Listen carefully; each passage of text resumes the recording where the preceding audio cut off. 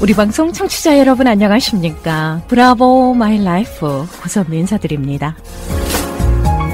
행복한 아침입니다. 눈이 보인다, 귀가 즐겁다, 몸이 움직인다, 기분도 괜찮다, 고맙다, 인생은 참 아름답다. 네, 프랑스 작가 주일 르나르는 허약한 신체 때문에 평생 고생했지만 매일 감사의 기도를 드렸다고 합니다.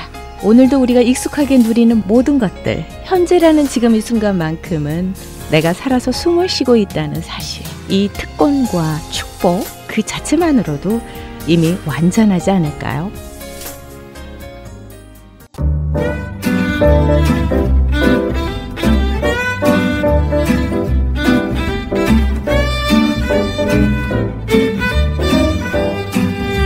브라보 마이 라이프 함께하고 계십니다. 이 시간은 서울 메디컬 그룹 단독 제공입니다. 브라보 마이 라이프 다시 듣기를 원하시는 분들은요, 유튜브 검색창에서 고선미 브라보나 서울 메디컬 그룹 한경모를 검색하시면 다시 들으실 수 있습니다. 지금까지 브라보 마이 라이프 인터뷰 내용이 모두 올라가 있는데요. 많이 애청해 주시고요. 응원해 주시면 고맙겠습니다. 자, 서울 메디컬 그룹의 재정인사이자 내과 전문의십니다. 한경모 박사님 인사드리겠습니다. 안녕하세요. 네, 안녕하세요. 반갑습니다. 네, 반갑습니다.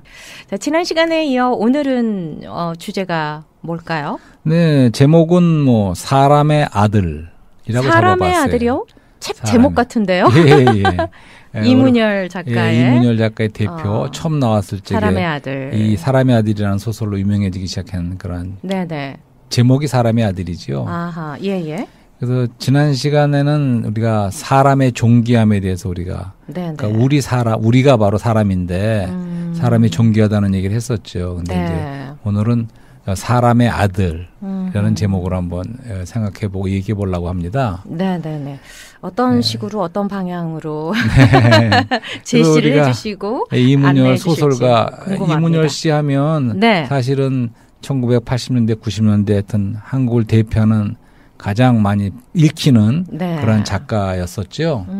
네, 그래서 이분의 그 대표작 처음에 나왔던 작품 사람의 아들. 네. 그래서 문학 얘기로 좀 시작을 해보려고 그래요. 네네.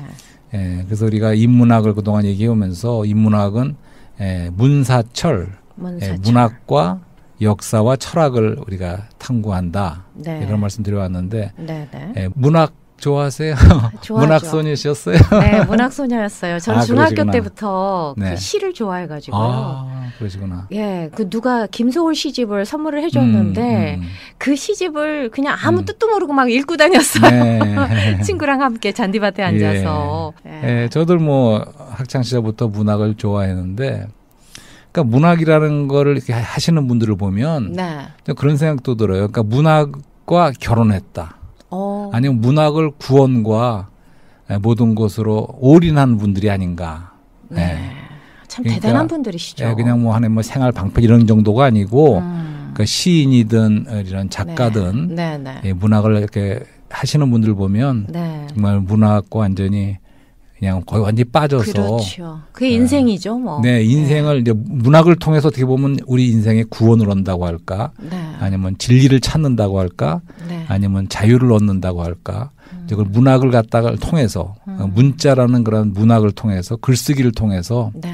하는 것이 문학이 아닌가 그런 생각도 들었어요. 그래서 문학하는 분들이 참 존경스럽고 그렇죠. 예, 그런 진짜 면이 존경스럽습니다. 있어요. 네. 그래서 이제 먼저 이문열 그 작가도 저도 굉장히 좋아했어요. 그분이 그 사람의 아들이라는 거는 조금 그때 신학생에 대한 얘기였던 것 같아요. 다 기억은 안 나는데 오래전에 읽어서 1980년 그쯤에 나왔는지. 그래서 이제 신학생이 이제 신앙적으로 좀 고뇌하고 방황하면서 그랬던 내용이었던 것 같아요. 그래서 비슷한 그러한 그 맥락에 그 유명한 그 순교자라는 작품도 있었습니다. 혹시 아세요? 순교자. 김은국이라는 분, 그러니까 미국에 오셔서 영어로 써서 굉장히 세계적인 베스트셀러가 된 적이 있는 순교자라는 거 있죠. 그렇군요. 그것도 좀 분위기가 비슷했던 것 같아요. 그러니까 순교자 거기서도 어떤 목사님이 나오고 또 육군 대위가 나와서 결국은 그 목사님 그 여러 가지 6.25 그런 상황 속에서 그 신앙이 어떻게 보면 파탄되고 그러한 절망적인 상황으로 끝나는 뭐 그런 스토리였던 것 같아요. 그러니까 굉장히 그 진지하고 치열하게 그 믿음의 문제라든가 하나님에 대한 거 그런 문제를 다루지만 이제 이러한 작품들의 공통점은 결국은 한마디로 말하면 그 20세기 실존주의 문학이라고 저는 생각해요. 그런 것이 신앙을 제시하는 책은 아니고 반대로 그러니까 하나님의 앞서서 사람이 실존주의자로서 스스로 사람을 우뚝 서는 그리고 그걸 갖다가 어떠한 어려움과 그걸 통해서도 그냥 자기를 돌파해 나가는 뭐 그런 내용들이에요, 대부분. 그렇군요. 그러니까 다양한 그 분야를 다루면서도 그래서 묻어나는 그 깊이, 향기 그런 것들이 이제 사람들에게 뭔가 생각할 수 있도록 이렇게 던져주는 것 같아요. 네, 맞습니다. 예. 그리고 이제 그 이문열 씨가 이제 또 젊은 우리 기쁜 날이라는 그런 것도 있어요. 젊은 우리 기쁜 날? 그 노래 가사인데. 이제 그런 자기의 10대 말에 이제 성장 소설이라고도 할 수 있어요. 이제 자전적인 그런 소설. 젊은 우리 기쁜 날. 강원도에서도 일어난 이런 걸 하면서 이제 결국은 완전 20대로 들어가기 전에 하는 그런 또 성장 소설 같으면서도 굉장히 깊이 있는. 그러니까 마치 헤르만 헤세의 그런 성장 소설을 본 듯한. 그러한 그 이문열 씨의 그 작품 글이 순수하죠. 그렇게 굉장히 다루는 것도 클래식한 관념주의적인 그런 걸 다루지만 그 문체라든가 이런 것도 굉장히 아주 좋고 그래서 저도 많이 좋아하고 많이 읽었습니다. 그렇군요. 그리고 또 이제 그 비슷한 맥락에서 앙드레 지드라는 그런 작가가 있었죠. 앙드레 지드. 앙드레 지드가 좁은 문이라는 또 소설을 썼죠. 그렇죠. 그래서 좁은 문도 이제 마태복음에 나오는 말씀을 따라서 좁은 문으로 들어가기를 힘써라. 생명으로 이르는 길은 이제 좁다는 거죠. 그리고 사망을 이르는 길은 넓지만 정말 생명이 이르는 길은 좁다. 좁은 문 이런 말씀을 인용해서 한 소설이었지만 그것도 역시 사실은 신앙을 제시하는 책은 아니고 반대로 인본주의적인 실존주의적인 그런 책이었던 것 같아요. 근데 이제 어쨌든 간에 앙드레 지드도 그렇게 세계적으로 유명한 작가인 것은 그 글쓰기 솜씨가 보통이 아니에요. 그렇죠. 그 보면서 정말 글을 잘 쓰고 그런 그 클래식하고 고전적인 그런 인문학적 소양과 이런 것이 탄탄한 분들이죠. 그 앙드레 지드의 그 전원교향곡이라는 또 소설도 있었어요. 제가 제일 재미있게 읽은 소설 중에 하나인데, 뭐 아주 오래전에 본 소설이 기억은 안 나지만 이제 어떤 목사님이 사모님하고 아주 10대 정도, 10살 정도 된 아주 고아 소녀를 입양을 했어요. 그래서 길렀죠. 근데 그 소녀가 소경이라 처음서부터 앞을 못 보는. 그래서 이제 이렇게 하면서 이제 세월이 흘러서 이제 20대가 되고 많이 자랐죠. 그런데 이제 그 소설에서 목사님이 그 소녀를 사랑하는 거야. 그런 내용이에요. 그리고 그러니까 러브 스토리도 담긴. 그 소녀도 그 목사님을 사랑하는 거예요. 그 자기 아버지인데 양 아버지죠. 이제 그래 갖고 나중에 이제 눈을 뜨게 됩니다. 그래서 실명한 그 소녀를 갖다 눈을 떠주는 수술을 해서 눈을 떴는데 눈을 뜨게 되니까 하여튼 막 그게 어떤 큰 전기가 있어가지고 그 소녀가 사실은 자기가 사랑했던 사람이 목사님이라 목사님의 아들을 사랑했던 거야. 그러면서 목사님이 아마 그 소녀가 자살을 하던가로 끝나는 그런 내용이에요. 어떡해요.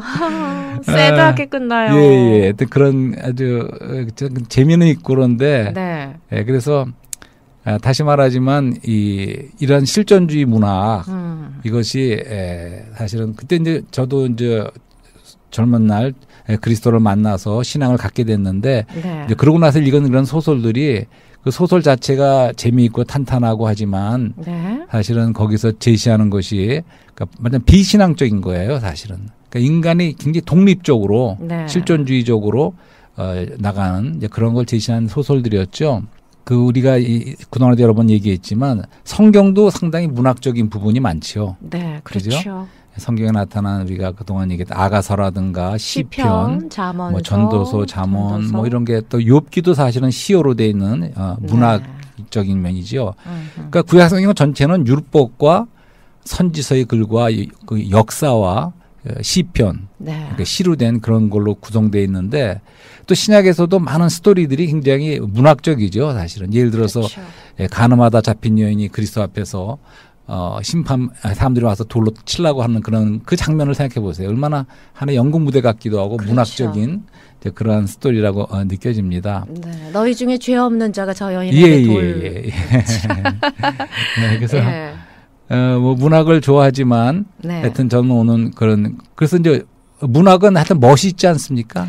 그렇죠. 네, 멋있어. 근데 멋이 이런 표현을 할 수가 있을까? 그러니까 우리가 다 멋있는 걸 좋아해 사실은. 우리가 오늘 우리 영혼과 사랑에 대해서도 이 신앙도 멋있게 우리가 받아들이고 멋있게 얘기해 보려는 거죠. 왜냐하면 이 멋입에 겉멋이라는 게 있잖아요.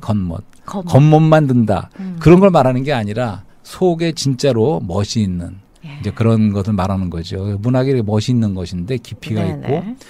근데 이제 오늘은 문학에서 우리가 성경도 문학책이라고 할 수 있는데 사실 성경에서 제시하는 그 사람의 아들이라는 얘기를 해보고 싶은 거죠. 사실은. 사람의 아들. 사람의 아들.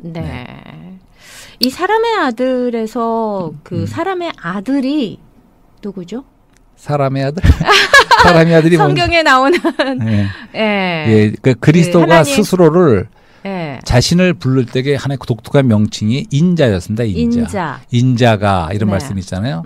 그러니까 잃어버린 자를 찾으러 인자는 찾아왔다 이렇게 자기 자신을 말할 때 인자라고 그렇게 호칭하세요. 그러니까 인자라는 말 자체가 사람의 아들이라는 뜻이죠. 사람 인자, 아들 자자. 그러니까 인자라고도 말할 수 있고 사람의 아들. 그 사람의 아들이 바로 인자고 바로 그리스도를 말하는 겁니다. 근데 우리도 사람의 아들이죠. 그러니까 근데 사람의 아들이라는 말은 사람보다도 더 사람인 것 같아요. 왜 그럴까요? 그 사람의 아들은 사람일까요? 하나님일까요? 사람의 아들은 사람이죠. 그래서 예를 들어서 마태복음이 시작되면서 이제 그리스도의 세계, 그리스도 족보가 소개되지 않습니까? 근데 그 신약에 처음 열리는 그 마태복음 1장 1절 말씀에 처음으로 나오는 이름이 예수 그리스도예요. 예수 그리스도의 족보라. 그렇게 말해놓고는 그 다음에 다윗의 아들, 아브라함의 아들, 예수 그리스도의 세계라 이렇게 나오는 거예요. 근데 거기서 보면 다윗이 왕이었는데 사람이었죠. 더 올라가면 아브라함이란 사람이 제일 조상이죠. 그러니까 아브라함의 조상 쭉 그 자손을 내려가면 다윗이죠. 또 다윗의 조상이 혈통이니까요. 다윗이 바로 또 그 다윗의 아들이라고 이거 말하고 있잖아요. Son of David. 후손. 다윗의 후손이 예수 그리스도라고 분명히 명하고 있습니다. 이게 바로 사람의 아들이에요. 그러니까 다윗과 아브라함이 사람이니까 사람의 사람의 후손, 사람의 아들이 바로 예수님이니까 예수님이 바로 사람이라는 거죠. 그러니까 예수님이 족보가 있는 거예요. 족보가 있다는 건 사람이 아닙니까? 그러니까 우리 사람의 나의 조상들의 족보가 쭉 있는데 그중에 내가 이제 나오면 내가 그 족보 안에 있는 사람이란 말이죠. 그러니까 예수 그리스도의 족보 안에 예수 그리스도가 마지막에 마리아에게서 나시니라. 그러니까 이 사람의 아들이라는 말이죠. 그분이. 그러니까 사람의 성령으로 아들이 잉태하셨어도 사람의 아들인 거죠. 동정녀 마리아에게서 태어나셨기 그러니까 때문에. 성령으로 나셨기 때문에 그분은 하나님의 아들이세요. 동시에 그분은 마리아에게서 났기 때문에 사람의 아들이라는 얘기죠. 그러니까 사람의 아들은 가장 사람이란 뜻이죠. 맞네요. 잘 말씀하셨어요. 그러니까 그리스도는 단지 사람의 아들이 아니죠. 그렇지만 하나님의 아들이시죠. 그러니까 요한복음은 그분을 하나님의 아들로 소개하는 거예요. 영원하신 하나님의 아들로. 하지만 나머지 세 복음서, 특히 마태복음은 왕으로 소개하지만 그분을 사람의 아들로, 사람으로 소개하는 것입니다. 그래서 이제 우리가 예수 그리스도를 믿는다 그러지 않습니까? 그러니까 믿는다는 것은 뭘 믿는 거냐면 바로 이런 그리스도를 인격과 역사를 믿는 겁니다. 그러니까 그분의 인격은 우리가 얘기한 대로 그분이 바로 하나님의 아들이라는 거죠. 다른 사람하고 달라요. 우리가 그 믿는 그분이 인격이 그분은 하나님이시라는 얘기죠. 하나님의 아들의 신성하신 분이라는 거죠. 그러니까 동시에 그분은 또 사람이시고 사람의 아들이라는 거죠. 그러니까 우리가 이렇게 말할 수 있어요. 그분은 완전하신 하나님이시고 동시에 그분은 온전한 인격체죠. 온전한 사람이라고 말하는 거죠. 그러니까 그분은 하나님 사람이신 분이죠. 하지만 오늘은 그분을 사람의 아들로서 소개하는 거예요. 네. 사람의 아들이신 그분, 사람이신 그분을 말하는 거죠. 그리스도? 네, 그렇습니다. 그러니까 우리가 다른 분에게 소개시키고 싶으신데 많은 우리 청취자분들에게도 그리스도를 아직 만나지 못한 분에게 소개시켜드리고 싶은데 네. 그분을 오늘은 특별히 사람의 아들로서 소개하는 겁니다.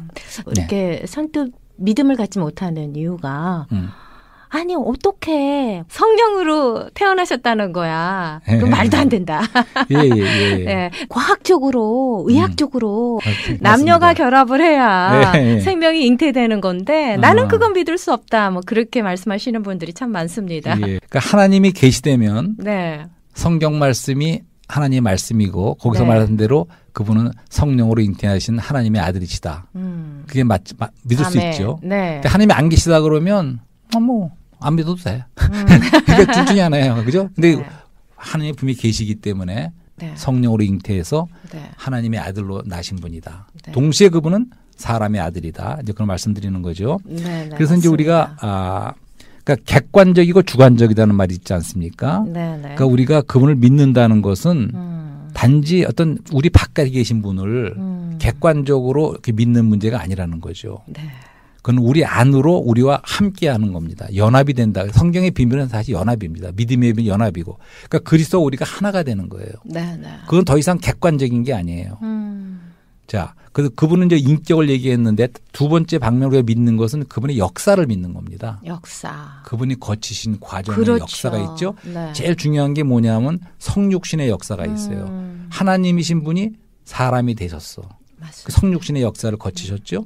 그다음에 그분은 이 땅에서 인생을 사셨어요. 네. 하나님 사람의 삶을. 그렇죠. 그거는 하나님의 그 놀라운 속성을 사랑과 빛과 의와 거룩과 영광의 그 하나님의 모든 어떠함을 사람의 미덕 안에 표현하시는 삶을 사신 거예요. 몸소 경험하신 거죠. 그렇죠. 네. 배도 고프실 수 있고 유한한 사람으로 사신 거예요. 근데 사셨는데 하나님을 표현하고 하나님을 대표하는 그 삶을 사신 첫 번째 유일하신 사람이시죠. 네. 그 사람의 아들이 그런 분이었어요.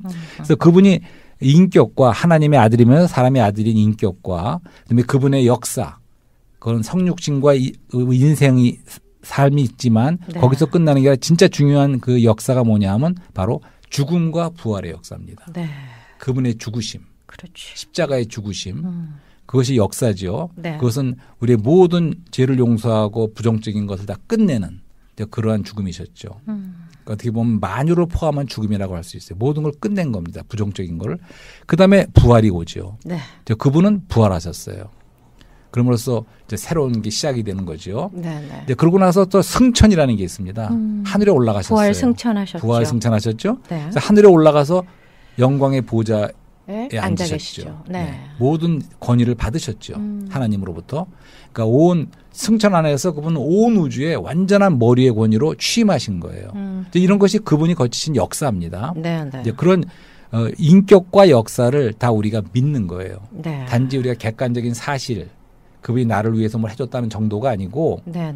그분과 내가 하나가 돼서 내 안으로 그분과 함께. 그분이 거친 역사가 다 우리의 역사가 된다는 뜻이 있어요. 아멘. 그러니까 우리 그것을 관가하면 안 돼요. 네. 거기서 이제 한 가지 사람들에게 인기 없는 얘기지만 죄와 죄들 그런 얘기를 해보려고 그래 잠깐. 죄와 죄들. 죄인. 죄인. 우리가 죄인입니까 아닙니까? 죄인이에요. 죄인이시죠? 네. 예, 좋습니다. 잘 인정해 주셔서. 맞아요. 우린 죄인인데 네. 우리가 죄를 짓기 때문에 죄인일까요? 죄인이기 때문에 죄를 짓는 걸까요? 죄인이기 때문에 죄를 짓는다. 죄를 짓기 때문에 죄인이다. 우리의 DNA에 네? 죄가 흐르고 있지 않습니까? 그래서. 죄인이기 때문에 죄를 짓는 것 맞습니다. 같은데요. 하여튼 좋은 학생이세요. 그러니까 사과 나무는 사과 열매를 맺는다는 거예요. 네. 그러니까 우리가 아무도 어렸을 적부터 죄를 누가 배우지 않아도 벌써 시기하고 미워하고 거짓말도 하고 하는 것은 우리가 날 때부터 죄인으로 난다는 거예요. 그것이 성경의 정확한 진단이죠. 네. 그래서 성경에는 죄와 죄들이라는 말이 있어요. 영어로 말하면 sin이 있고 sins가 있어요. 복수의 죄들이라는 말이 있습니다. 네. 그러니까 죄들은 우리가 짓는 죄들이에요. 겉으로 나타난. 그렇지만 죄라는 거는 하나의 우리 안에 생명을 말하는 거예요. 죄의 생명이 있다는 거예요. 우리 안에 죄의 생명이 들어와서 네. 우리가 그랬기 때문에 우리가 죄인이라는 거죠. 그런 원죄라고 생명이 있기 때문에 하죠. 네. 원죄라고 하는 그 죄 때문에 네. 단지 우리가 밖으로 듣는 그 결과로서의 죄들 뿐만 아니라 우리 안에는 죄가 있다는 거죠. 네. 하나의 인격화된 죄가. 그렇죠. 그것이 그래서 우리는 죄인이에요. 그렇기 때문에 딱 건드리면 죄가 나와요. 우리는. 이미 지은 죄들은 그건 피로써 용서를 받는 겁니다. 예수 그리스도의 보혈로 용서를 받는 받아야 거예요. 되는 거죠. 그렇지만 우리 안에 죄를 짓게 만드는 생명, 솔직히 말씀드리면 우리가 구원을 받은 다음에도 네. 우리가 죄를 져요. 네네. 죄를 다 처음부터 이기지 못합니다. 우리 안에 죄가 있어요. 죄성이 있으니까요. 근데 그 문제까지 해결하지 않는다 그러면 예. 하나님의 구원이 완전하지 않죠. 어허. 근데 그것도 그리스도 안에서 해결이 받는데 그것은 우리가 용서받는 문제가 죄들은 용서받지만 죄는 해방을 받을 필요가 있어요. 그러니까 죄에 죄에서 우리가 해방되라. 묶여 있는 거죠. 포로가 된 건데 거기서 해방을 네. 받을 필요가 있죠. 아하. 그래서 용서는 피로써 구속하는 피로써 용서를 받지만 네. 이 해방은 십자가로서 우리가 이 죄로부터 해방을 받는 거죠. 피와 십자가의 그런 또 두 방면이 있다는 거죠. 네. 한 가지 예를 들어보자고요. 이제 어머니가 집을 나가기 전에 어떤 자기 아이한테 독약이 요거 먹으면 너 죽으니까 절대 막치면 안 돼. 그래서 이제 그러고 얘기하고 나갔어요. 근데 그 아이가 뭐 호기심이 들었는지 그걸 홀짝 마셨네. 그래서 엄마가 와보니까 어떻게 돼 있습니까? 쓰러져가 죽어가고 있어 아이가. 자, 그럴 적에 두 가지 큰 문제가 있죠. 첫째는 엄마 말을 듣질 않았어. 네. 그러니까 말하자면 죄를 지은 거예요. 죄들을 지은 거예요. 그러니까 그 불의한 거죠. 불의를 저지른 거야 아이가. 그거는 뭐 용서받아야 될 문제인지 모르지만 더 큰 문제는 뭡니까? 죄가 독이 그 안에 들어왔어. 그것이 바로 죄라고 할 수 있죠. 이룰 수도 있으니까. 그러니까 그 사망이 찾아온 거예요. 아하. 사망이. 그러니까 죄들의 문제가 있지만 사망의 문제가 있다는 거죠. 마찬가지로 그게 바로 아담에게 일어났던 인간 타락의 스토리죠.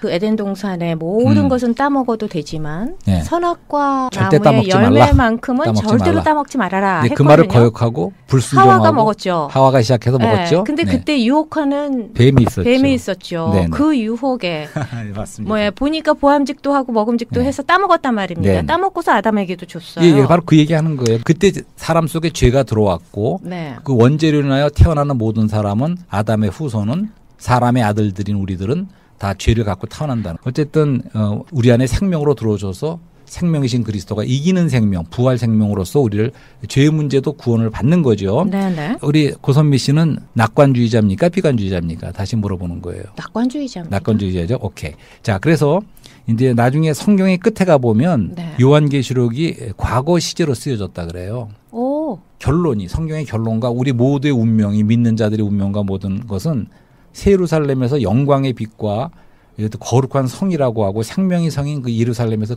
끝이 납니다. 네. 그러니까 그것을 하나님의 눈에는 이미 이루어진 거예요. 그러한 영원 미래가. 네.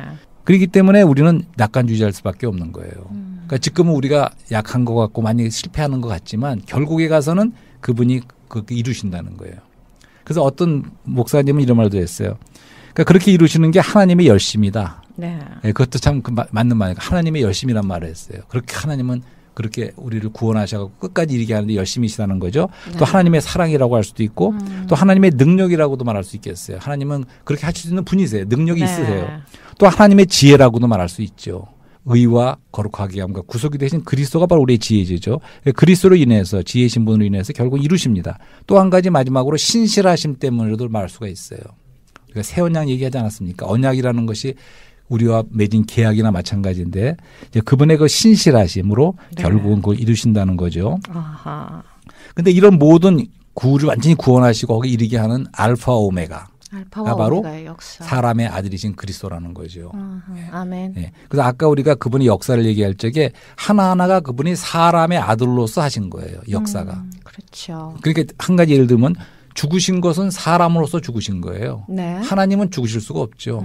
부활도 그래요. 부활은 워낙에 그분이 부활이신 분이세요. 부활체시니까. 하나님으로서는 네, 하나님의 아들로서는 네. 하지만 사람으로서는 죽으셨다가 다시 살아나시는 거죠. 네, 네. 승천도 그렇습니다. 승천도 그분이 사람이기 때문에 워낙에 그분은 보좌에 계신 분이에요. 하나님이시에요, 그분이. 네. 하지만 그분이 사람으로 오셨다가 죽고 부활하셔서 승천하실 적에 사람의 아들로서 보좌의 영광과 권위를 찾았다는 거죠. 네, 네. 앉으신 거죠. 네. 이 모든 것이 사람의 아들로서 했다는 거를 말씀드리는 거예요. 그러니까 우리가 지난 시간에 우리 사람은 존귀하다 그러지 않았습니까? 근데 그렇게 존귀하게 될 수 있는 것은 사실은 우리가 질그릇 안에 보배라는 고린도후서 말씀이 있지 않습니까? 네. 그러니까 우리 흙으로 지어진 우리 사람은 질그릇이에요, 사실은. 그렇기 때문에 우리는 약하고 가치가 없는 사실은 질그릇에 불과합니다. 하지만 하나님은 그 안에다가 보배를 담아주시는 길 원하셨던 거죠. 네. 그래서 우리가 빛을 받고 그분을 받아들였을 적에 생명이신 그분이 우리 안에 들어오신 그분은 보배이신 거라는 거죠. 네. 그러니까 착각하면 안 돼. 내가 지금 잘난 게 아니야. 존귀한 게 아니야. 결국은 존귀하게 만드시는데 그렇게 된 이유는 보배이신 그분이 우리 안에 있기 때문이죠. 아멘. 동의하십니까? 아멘. 네, 예수 그리스도의 역사와 인격을 믿을 수 있는 게 얼마나 큰 축복인지. 글쎄 말이에요. 그런 놀라우신 분이 사람의 아들이신 분이 왜 그분이 이렇게 다 거치셨냐 하면 우리가 한 가지 알아야 돼. 믿음의 비밀 중에 하나는 많은 분이 간과하는 면이 있어요. 단지 그분이 우리를 위해서만 자꾸만 생각해요. 나를 위해서 내 죄를 용서해 주고 십자가에서 죽으셨다. 고마워 감사하다. 그것도 사실이지만 그 반면에 또 뭐가 있냐면 십자가에서 죽으실 적에 나와 함께 죽으신 면이 있습니다. 그러니까 우리를 포함시킨 거예요. 네. 내가 그리스도와 함께 십자가에 못 박혔나니. 나를 포함해서 그분이 죽으신 거예요. 아멘. 부활도 마찬가지예요. 그분이 살아났을 적에 우리가 믿어서 그분과 연합됐을 적에는 그분을 통해서 우리도 같이 부활한 거예요. 사실은. 아멘. 승천도 마찬가지입니다. 승천도 그 놀라운 영광을 얻으신 것도 사실은 에베소에 보면 그분이 그분과 함께 우리를 하늘에 앉히셨다 그래 이미. 네. 그러니까 위치적으로 우리는 이미 하늘의 위치를 차지한 거예요. 그리스도 안에서. 네. 모든 것이 그리스도 아니죠. 그래서 우리가 그렇게 존귀하고 영광을 받는 것은 바로 사람의 아들로 오셔서 우리를 어떻게 보면 대신해서 대표해서 그런 모든 역사를 거치셔서 결국 우리를 그 안에 포함시키기 때문에 결국 우리의 위치는 하늘의 위치까지 높아지는 거죠. 아멘. 한 가지만 말씀드린다면 그분이 시험을 받으셨어요. 네. 무슨 시험인지 아시죠? 사탄의 시험을 받으셨어요. 그렇죠. 처음에 광야에서 시험 받으실 적에 처음에 이 하나님의 아들이거든. 이 돌이 떡이 되게 하라. 네. 그게 첫 번째는 그거였죠. 그 하나하나가 어떻게 보면 그 아담과 하와가 받았던 먹음직도 하고 보암직도 한 그러한 먹는 거로 처음에 시험을 받죠. 네. 창세기에서. 마찬가지로 먹는 거로 처음에 시험을 받으세요. 네. 떡이. 근데 거기서 물어보는 게 하나님의 아들이거든 이렇게 물어봐요. 사탄은. 네. 그렇지만 주님이 뭐냐.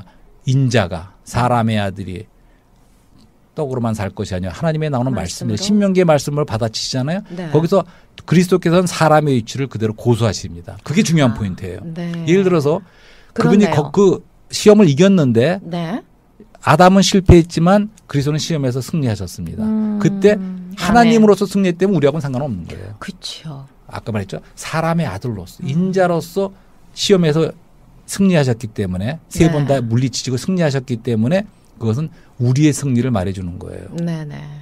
이해가 되십니까? 십자가까지 모든 것이 그분이 이런 역사가 다 우리를 위한 역사라는 거예요. 예. 그래서 그렇군요. 마지막으로 이런 말씀을 좀 드리고 히브리서는 그런 말씀 있어요.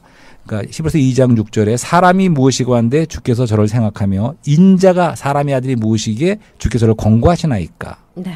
그래서 저를 잠깐 동안 천사보다 못하게 하시며 영광과 종기로 관 씌우시며 영광과 종기로 그리스도 관을 받으셨죠. 그다음에 10절에 이런 말씀들이 있어요. 만물이 말미암은 자에게는 많은 아들들을 이끌어 영광에 들어가게 하시는 일에 저희 구원의 주를 고난을 말미암아 온전케 하심이 합당하도다.